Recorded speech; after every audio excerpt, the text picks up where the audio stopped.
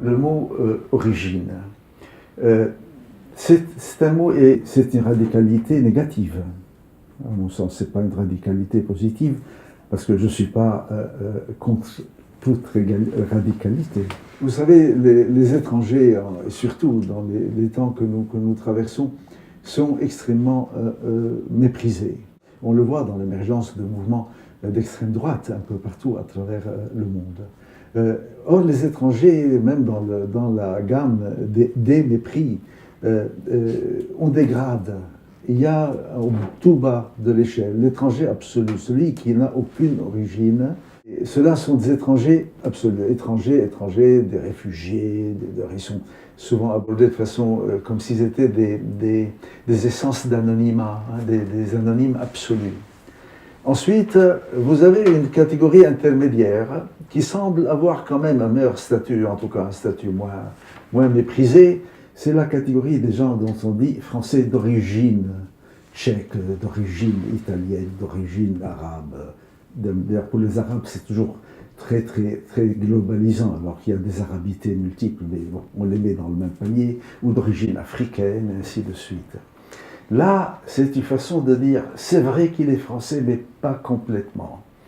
Et dans cette histoire des origines, il y a une espèce de miroir encore plus négatif par rapport au terme, qui est l'usage de l'origine comme étant la preuve d'une généalogie pure. Vous savez, tous ceux qui ont parlé des origines de façon absolue ont parlé en fait d'une origine de pureté absolue. Et ça a toujours fait le lit de tous les fascismes. Et l'on est toujours souillé, d'après cette logique, par des éléments qui viennent de l'extérieur, qui sont précisément les éléments étrangers portés par des étrangers. C'est pour cela que ce terme me dérange beaucoup. Souvent on me dit, puisque j'ai un passeport français, on me dit il est français d'origine palestinienne. Je dis jamais. Je suis français et palestinien. Je suis complètement les deux, et probablement une quinzaine d'autres choses également complètement. Si je disais français et palestinien, je retomberais dans l'histoire du franco-palestinien, encore une fois de la confusion. En fait, il faudrait les aligner, les composantes, sans mettre et qu'ils disent qu'elles sont toutes présentes et toutes dans une pluralité, et qu'il n'est pas un mélange. Hein. C'est-à-dire, ce que très peu de gens réalisent, c'est que c'est là qu'est la richesse réelle. C'est exactement comme l'idée de l'État central. L'État central a démoli toutes les variétés dans l'espace dit national, avec un référent. On est français, c'est-à-dire une seule chose. Mais il en a fallu du temps pour démolir tout le reste. Tous les pays sont pluriels, toutes les sociétés sont plurielles, toutes les histoires sont plurielles. Je sais la complexité du pluriel aussi, mais toutes les sociétés le sont. Regardez à quel point, dans beaucoup de cas historiques, toute cette pluralité qui a été démolie ou parfois juste tenue en laisse pour qu'elle ne puisse pas trop s'exprimer.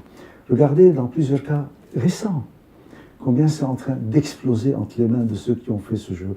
Regardez l'ancienne Yougoslavie.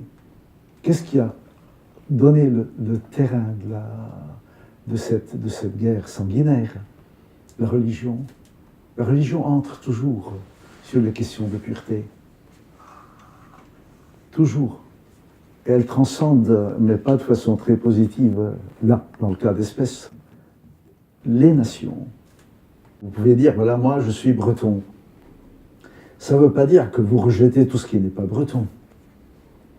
Mais quand vous dépassez les règles de la tribu, là, ça n'est plus permis. Vous devez vivre selon les règles de la tribu.